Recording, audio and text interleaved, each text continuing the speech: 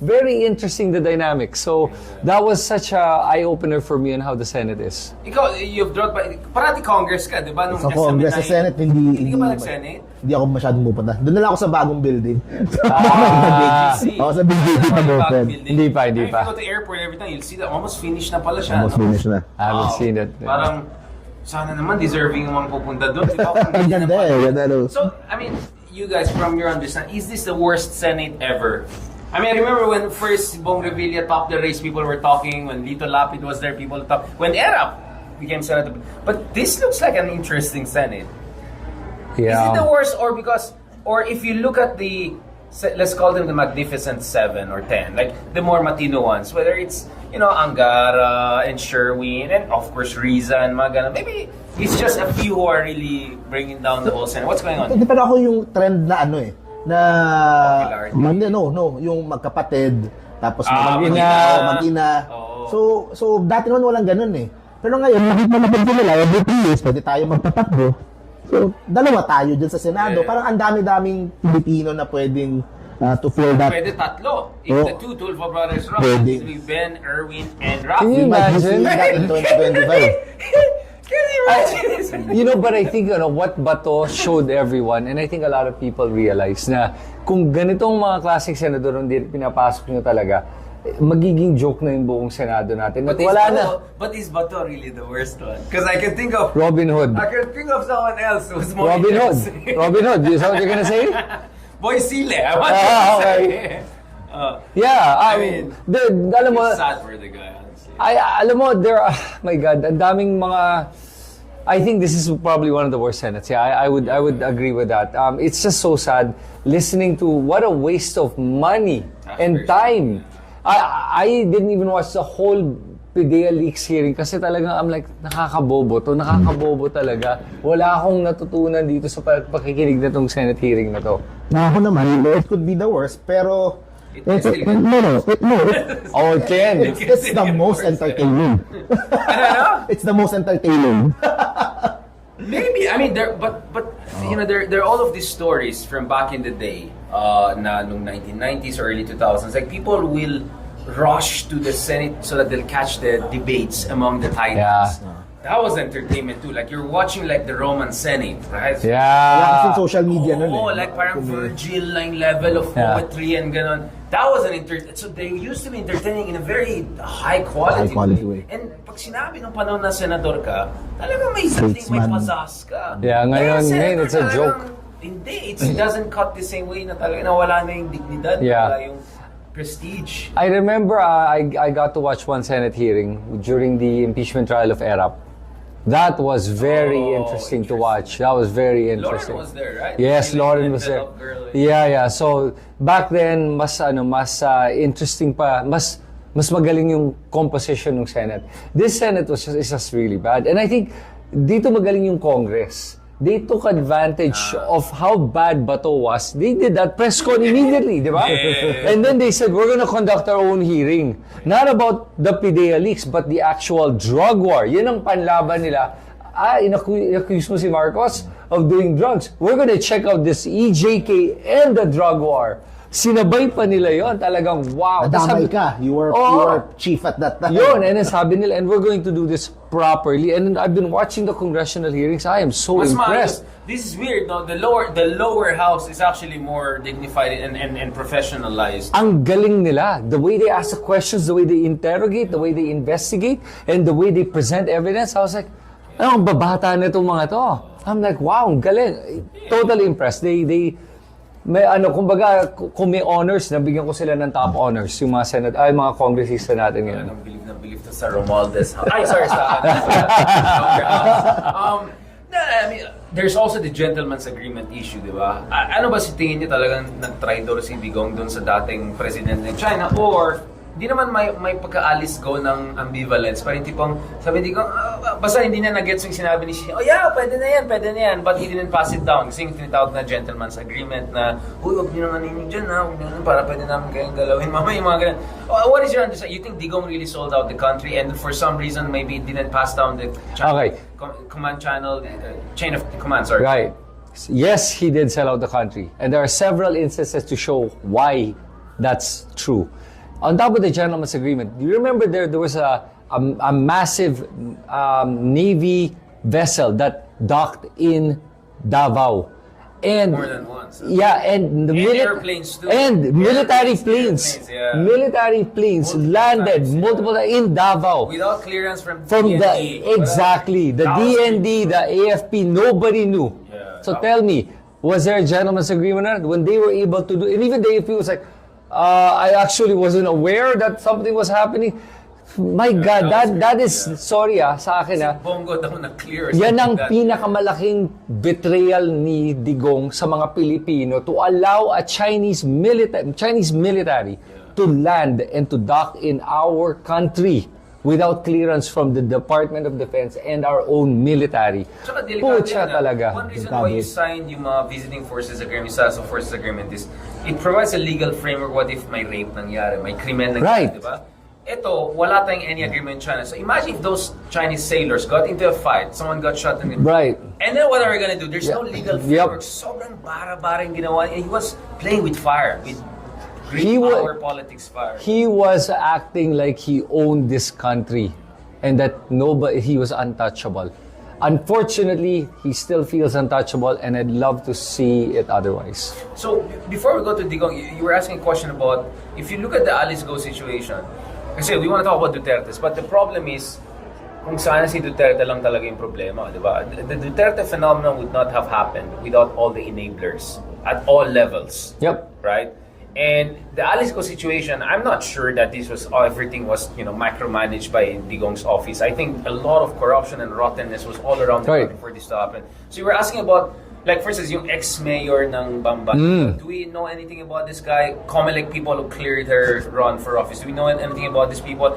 And speaking of corruption, some people very cynically would say, galit lang ang tao sa corruption pag hindi sila nag-benefit. Pero kung si Mayor, ay nilibre kayo dun sa wedding niyo. Okay na. Ay, ni Mayor, yung Ang culture of iniisip ko corruption din is very deep in our diba, kunyari, we're in a mall, pag pumunta dito si Alice Go, I'm thinking of gaano kadaming tao magpapaselfie. selfie, exactly. Celebrity na siya. Actually, Celebrity takot na ko siya. tatakbong Senate yan pag hindi na hindi na disqualify. Wow! Baka nga mag-party list yan. Baka manalo pa yan, no? Baka maging pa yan, mag-showbiz yan. Oh, Diba? mag-showbiz, Kamukha niyo yun sa F4, diba? So, I mean, wala tayong floor wala tayong floor of, morality and what's acceptable. Basta sumikat, malakas, popular, let's give it to them, diba? Yeah, I think the biggest problem we have is our voting population talaga, unfortunately. There's a lack of, hindi ko masabi kung education, hindi kasi education yung You problema. have many people, engineer, lawyer, etc. Yeah, who it's- support Duterte and Trump and those people. So I don't think it's an education issue, right? Yeah. It's a political orientation issue. But honestly, I would say it's more cynicism problem.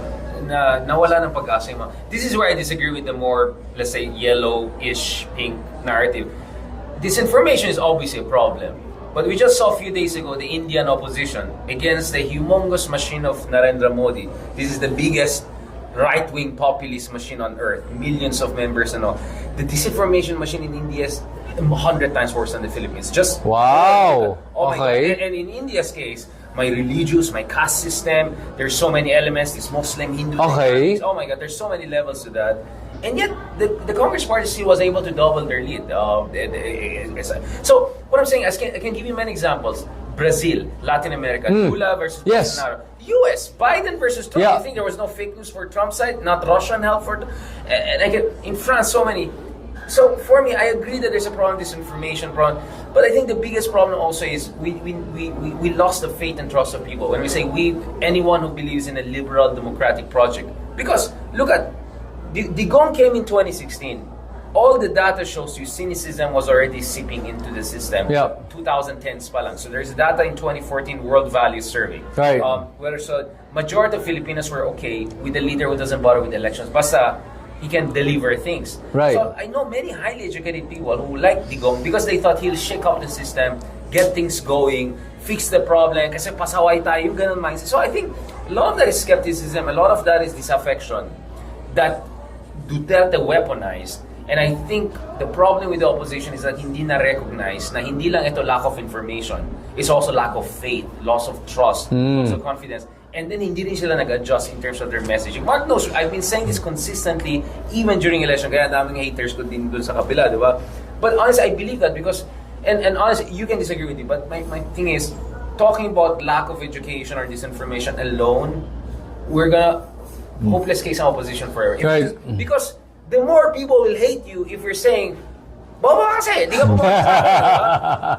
Because the same voters voted Vico Soto into power. Yeah. The same voters made Lenny the vice president. The same voters made Aquino the president in 2010. The same voters. Yeah. It's not like after 2010 biglang nag-import tayo ng 50 million people from another universe. These are the same. So my sense is these Filipinos once in a while were with Jovito Salongas and Pinoys and when they saw the system is not delivering for all the reasons they couldn't really fathom and understand because walang mga podcast na ganito dati, they went for magicians, people who would just throw the ball in the air And say whatever they needed to hear. So for me, I'm for a more compassionate and at the same time critical thinking approach. Hindi lang pwede critical. It has to come from a position of compassion because you and I, maybe our life improved over the past 10 years under Pinoy, maybe even Gloria. But ang dami natin mga kaubayan, nandun pa rin sila sa informal sector. Yung sahod pa rin nila, barely minimum wage. So why would these people be invested in this rhetoric of good governance and whatever when in their life, even when Pinoy and all were the president, they were not benefiting from it? I know the counter-argument. The counter-argument, hindi sapat ang 6 years. And then sana you push for constitutional change. Or sana you explain to the people na hindi pwede na umasa kayo for overnight change with just 6 years. Or in fact, even if you have the right president, so for instance, this is my argument, you can disagree with me. You had Lenny become the president, I'm sure gagawin sa kanya yung ginawa ng Kongreso kay Arroyo before. Not in the sense that they're the same with Arroyo, but remember there were many times na Congress would revolt against Arroyo if they feel Arroyo was unpopular, whatever. So it's very possible if you have very good president, clean person, but hindi siya marunong mag-Machiavellian politics, power politics, and then you want to push for change, ayaw ng mga trapo sa Congress, you will fight back. So hindi sapat na you just get the right president. You have to have the right congressman, right LGU leaders. So that's what I'm saying. People are always looking for a savior and they think one election, one good president, everything will be fine. During Pinoy's time, actually the dynasty problem worsened. So in 2013, 85% of the Congress were dynasties. In fact, nag-increase pa siya from 78%. Well, what year? It's What year? 2013. Midterms ni Pinoy. Hindi kasalanan ni Pinoy yan because hindi naman niya control yung buong bansa. Right. So, because we thought, just because we got the right guy, quote unquote, in Malacanang, it doesn't follow. Even Pinoy had to deal with the troubles. Yeah. Even yung mga president, minsan ipit yung kamay nila, may limitasyon sila. So, do you get where I'm coming from? I know where you're coming from. And I agree with you. That's why we'll talk about it. People have to get involved in politics in different ways if you really want to see transformative change. Yeah. So, ako lang, by the way, I agree with you that whatever put Digong in power is the same one that put Pinoy in power, and Erap in power, and Cory in power, all of that. It's the same. And one thing that I have to say, I remember I was having a conversation with somebody who worked with me, yung was sa mga staff ko dati. I remember tinanong ko sa kanya, simple question, sabi ko, paano ka mag-isip? What do you use to think? Anong ginagamit mo? Yeah, my brain. Your brain. What do you use to make decisions? Well, I mean, I think you have to use both. Okay. Your instinct, your gut feeling at the same time.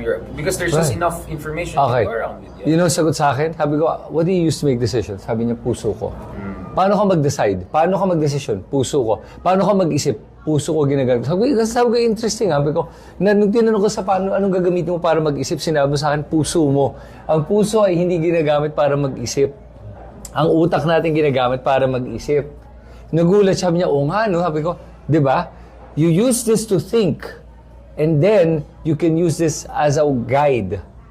Pero ginamit ng Gilas Pilipinas yung puso eh. Asian champion naman tayo eh. Puso.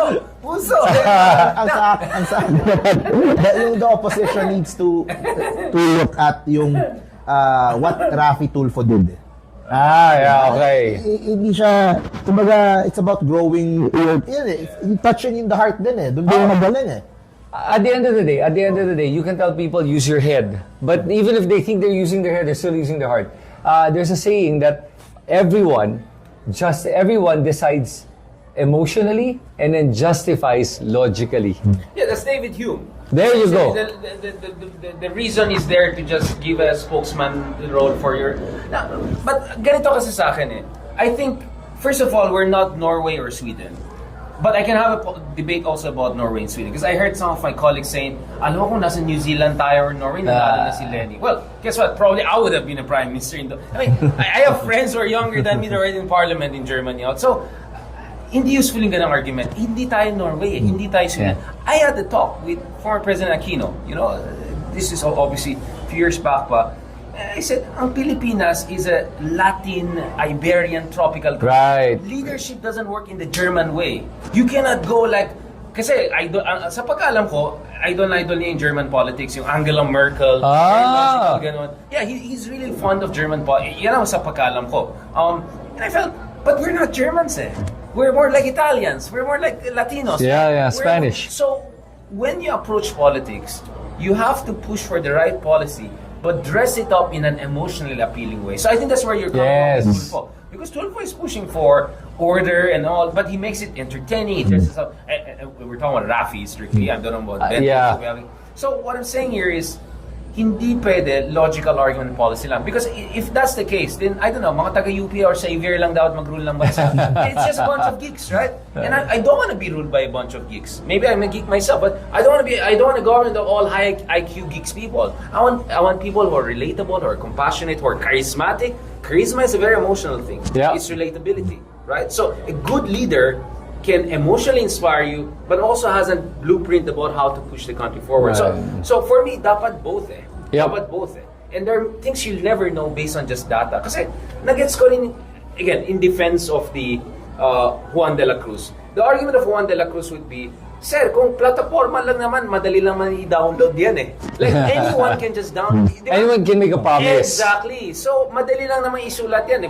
Pwede mo pa sa ChatGPT ngayon eh. I mean, I literally can do it for free on ChatGPT.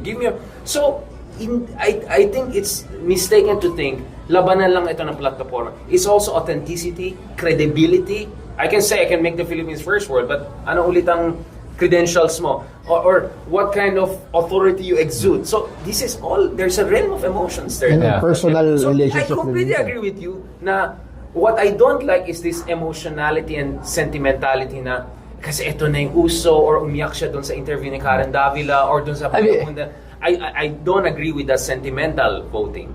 But I think emotions will always be part of charisma, leadership, and politics. But then let me ask this question. What do you think is causing Pinoys to vote based on the last name?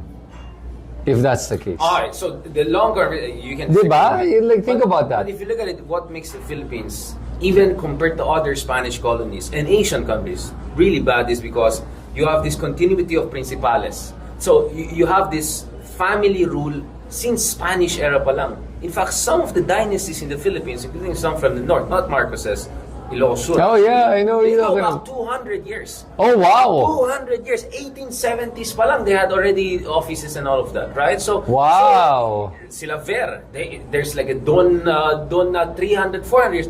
So what happened is that our colonial legacy, both American and Spanish, essentially they contractually ruled the Philippines by cutting deals with local families and all of that. Remember, the Philippines never had a major empire. We didn't have Majapahit, we didn't have Srivijay. So we were always a barangay, state-led little kingdom. So both the Spanish and American reinforced that. There was never a break in that. Kaya you can name names that go all the way to the Spanish era, and the Americans also cut a deal with them. They never changed it. So that's uniquely bad about the Philippines, exceptionally bad. Right. And I don't think it's because of our DNA or something like that, because when you put Filipinos in Canada or other countries, they tend to vote in a different direction. But unfortunately, I think our historical traditions, no one came in and, Marcos could have done something about it, except he perpetuated his own family. I was going to say, yeah, it's not in his best interest. So I think, honestly, the argument of really greatest scholars that I know, who really studied the Philippines and the world, like Benedict Anderson would be, theoretically, the change should have come from the Filipino middle class. Because if you look at Korea, Taiwan, many developed right. yung middle class, wait, bakit sila lang? Bakit yung purong isang pamilya lang? Kasi edukado din naman ako, may pera naman ako, hindi mo pwede So you're gonna expect more voice. So if you look at a lot of countries, the political change came when the middle class mobilized. Right. The progressive movement in the US, the labor unions in the Philippines kasi, ang dami nag-migrate out. Yep. Yung 60s and 70s. Parang ni Marcos, ang daming, and then you had the OFW phenomenon. So we never ever built this kind of politically mobilized, upwardly mobile middle class who would push for transformative change. And then, this is where I explained Duterte. Because there's so much economic inequality, what happened in the Philippines is similar to what happened in Thailand, Chile, and those countries.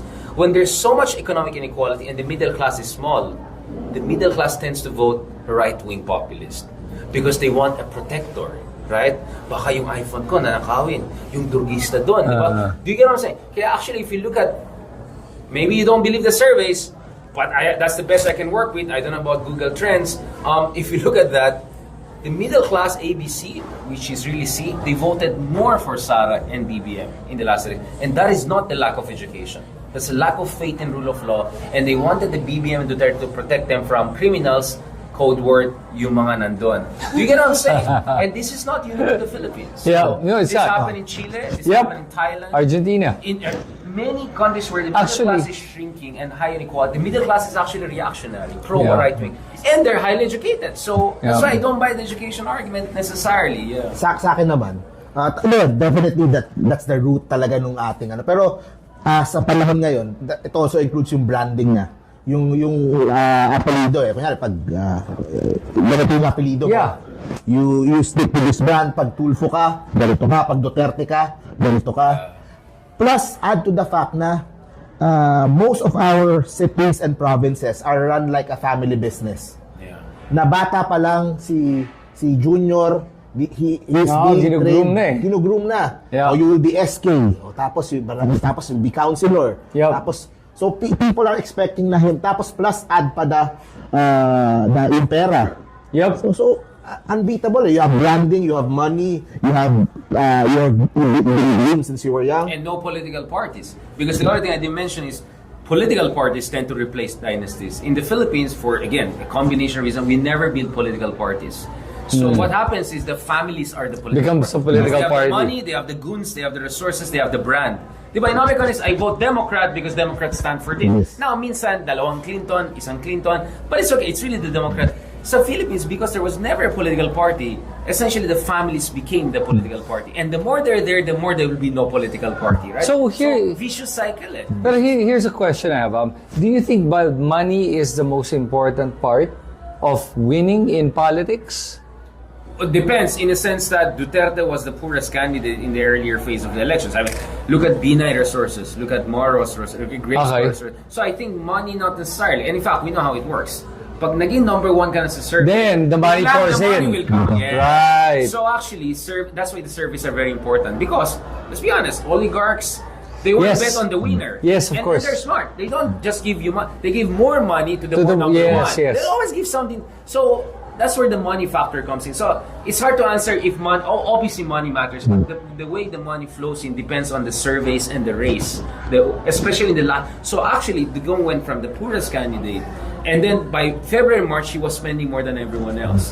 So Ang problema, yung sa local politics, doon ang talagang ang hirap, diba, doon ang money. Correct. Kaya you have families for generations na walang Because of money. Because of money. You would think kasi that they're literally paying off people to vote for them na. Not just paying off people, scaring off their opponents. Right. So, But does that harassing happen? their Does that opponents. happen in NCR, or do you think that's more provincial? I think it's in the more whole country, whole country Okay. talaga. Parang ngayon, how much will it take to run as mayor in any city in Manila if you're going to challenge any of the incumbents? 500 million, 1 billion pesos. Saan mo kukunin yun? Diba? So, nasa Let's talk about this because you became a blogger because of the two interesting cases. One is Isko Moreno, the other one is Vico Soto. The Vico Soto, we have to talk a little bit more about it. But can you tell us a little bit about that? Because there were supposed to be dragon slayers. I didn't mention the San Juan one because medyo kabilang ano yan. But Isko and Vico Soto beat big families. Of course, each of them have their own celebrity factor, but still. So can you tell us about the Dragon Slayer phenomenon and then what went right, what went wrong, what are the lessons, what to look forward to? Different kasi yung case nung dalawa eh. In the case of Isko, he's been in Manila politics for 2 decades na. Yes. When vice mayor. So he went through the ranks eh. So he started as councilor muna, 9 years, then vice mayor, 9 years. So he went up the ranks. By the time na he ran for mayor, everyone in Manila is familiar na what he can do and how he serves people and so it was easy for him to win nung 2012 19. Yeah. In Vico's case, yun ang... Ayun, iba talaga. Oo, kasi the... Sige, uminom ka muna ng kape, medyo na-stress. I mean, the Eusebius at that time were really entrenched in Pasig talaga. Oh, yes.